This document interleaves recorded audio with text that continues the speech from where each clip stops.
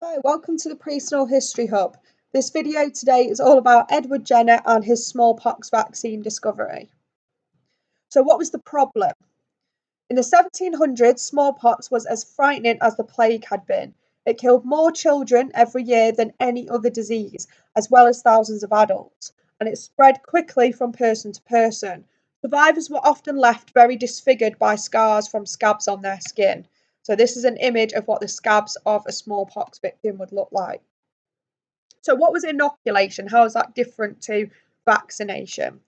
So, there'd been 11 serious outbreaks of smallpox in the 1700s, and at the time, people didn't know what caused the disease. However, they did have some ideas about how to avoid catching the disease. It had been noticed that people who caught a mild form of smallpox and then recovered from it seemed to not catch it again. Still, nobody knew actually why this happened. Some people tried to inoculate themselves against smallpox by catching a mild dose of the disease, so this meant that they deliberately got infected to try and avoid catching a more serious case of it at a later date. Pus from a smallpox scab would be rubbed into a cut on the patient being inoculated by a doctor. If they were lucky, they would get a mild dose of the disease and they did not catch it again because their body then had the antibodies to fight it off. And this is actually a process that happened to Edward Jenner when he was a child. For many people, it was worth the risk, and inoculation was seen as the best chance of surviving smallpox. However, only the rich could afford it, and many doctors did, in fact, make a fortune inoculating the rich people. So, what was Jenner's discovery?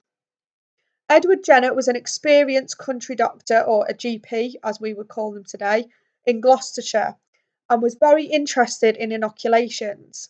There were a lot of dairy farms in the area where Jenner lived, and he treated milkmaids for cowpox, which was a different disease.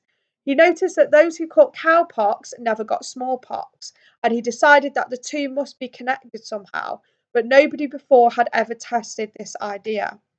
So in the 1790s, Jenner decided to experiment and test his theory, observing and recording the details carefully.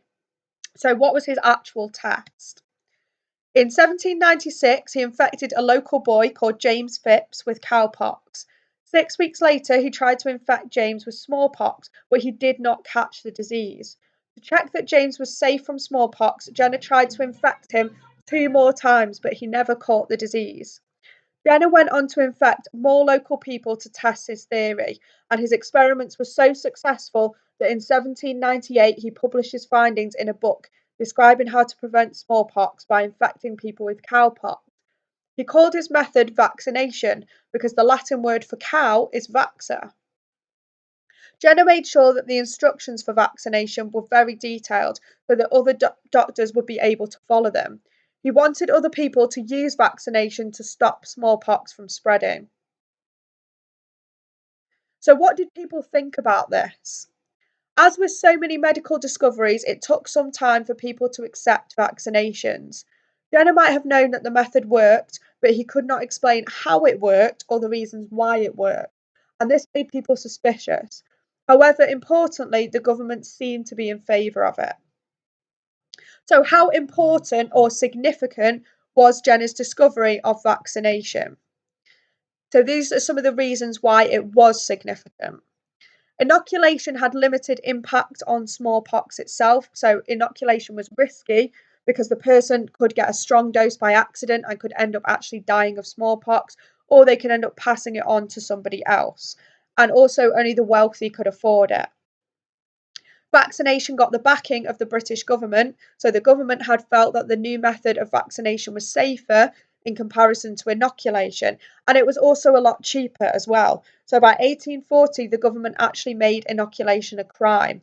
And that year, the government also agreed to provide children with vaccination at the taxpayers' expense, meaning that they use taxes to pay for the vaccine, so parents didn't have to pay. Jenner showed people how valuable scientific method was. And vaccination did, in fact, save many, many lives. So the smallpox vaccine did save many people's lives. And Jenner's vaccination was the first time a specific disease could be effectively prevented. In Britain, 12,000 people were vaccinated in the space of 2 years, and it also quickly became popular overseas. So these are some reasons as to why it might not be as significant as it seems to start with. So stopping smallpox wasn't really a new thing. So obviously inoculation had already existed before Jenner. Nobody really understood how or why the vaccination works. So it was kind of a one-off discovery made because Jenner made a chance connection between cowpox and smallpox. So there was no other way to apply this to other diseases within Jenner's time. There was opposition to the vaccination, so there was a lot of anti-Jenner propaganda from inoculators and doctors who were against it. And other people had heard of vaccination being done badly and it not working. Vaccination did not change things done to prevent illness in the first place. So during outbreaks of cholera in Britain, local authorities had ordered barrels of tar to be burnt, and they believed that the disease was caused by bad air still, so it didn't help any other diseases being prevented like cholera. Vaccination was not enforced for many years, so governments were slow to make vaccination compulsory, and children were vaccinated after 1852 when it became compulsory. Vaccination didn't lead to any other major breakthroughs, so as we've said previously, it was kind of a one-off discovery. Thanks for listening. Don't forget to subscribe to the Personal History Hub.